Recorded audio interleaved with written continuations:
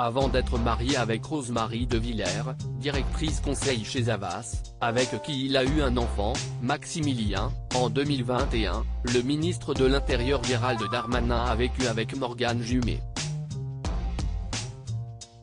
Une relation qui ne s'est pas terminée en très bons termes si l'on en croit les révélations du livre Le Baron Noir du président de Laurent Valdiguier et François Vignol. Sur un petit nuage du bonheur avec Rosemarie de Villers, qu'il a épousée en août 2020, Gérald Darmanin a été marié avec Morgane Jumet par le passé. Une histoire d'amour qui s'est terminée par un divorce. L'ancien couple n'a pas eu d'enfant et on peut imaginer qu'ils ne sont plus beaucoup en contact. Si est en tout cas ce qui ressort des révélations intimes de l'ouvrage Le Baron Noir du président.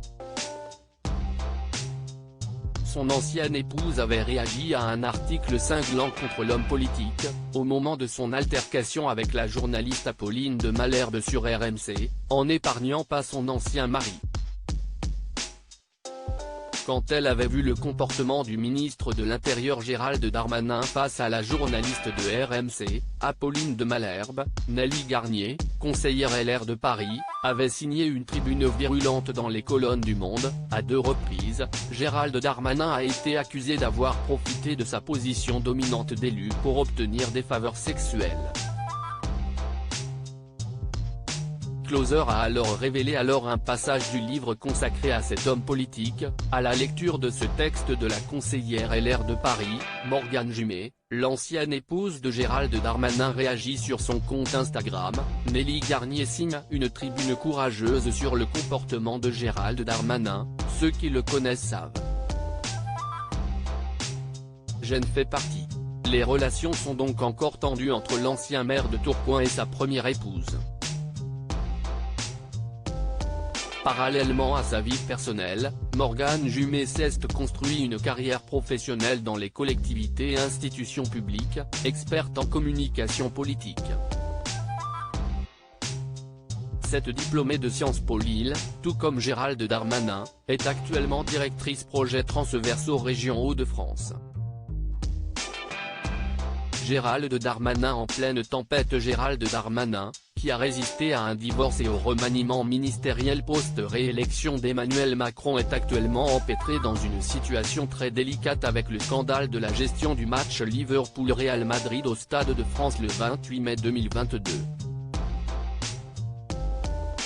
Avec sa collègue au sport, la ministre Amélie Oudéa-Castéra, il s'est rendu devant la commission des lois du Sénat pour s'expliquer sur ce fiasco.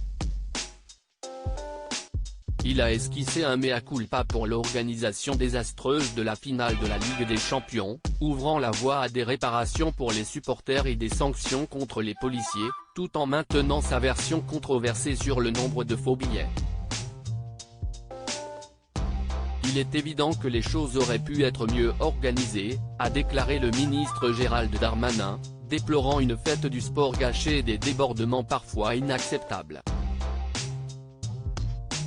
Il s'est aussi excusé très sincèrement auprès des supporters de Liverpool pour les grands dégâts, notamment sur des enfants causés par les gaz lacrymogènes.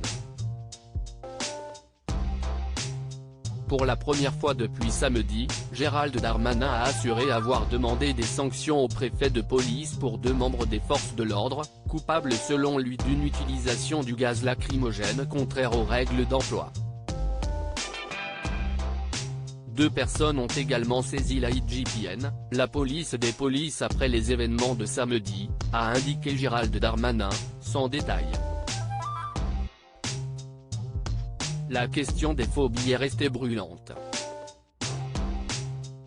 Le ministre, qui incrimine depuis le début de la controverse les supporters britanniques, estimant qu'ils sont en grande partie responsables des incidents, a réaffirmé que 110 000 personnes se sont présentées dans et autour du Stade de France. Soit 35 000 supporters de plus que la jauge prévue et munis, selon lui, de billets falsifiés ou sans billets.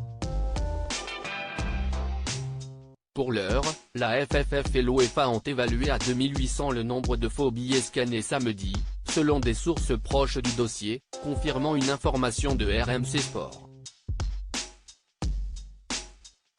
Mais parmi ces 2800 faux billets peuvent figurer de vrais billets ayant été mal activés, selon Pierre Barthélémy, avocat de groupe de supporters français présents samedi au stade. Pour leur part, les services de renseignement avaient alerté les autorités dès le 25 mai de la présence d'environ 50 000 supporters anglais qui ne seront pas détenteurs de billets. Sur le grill, Gérald Darmanin conserve toutefois toute la confiance du président de la République, a rétorqué mercredi la porte-parole du gouvernement Olivia Grégoire.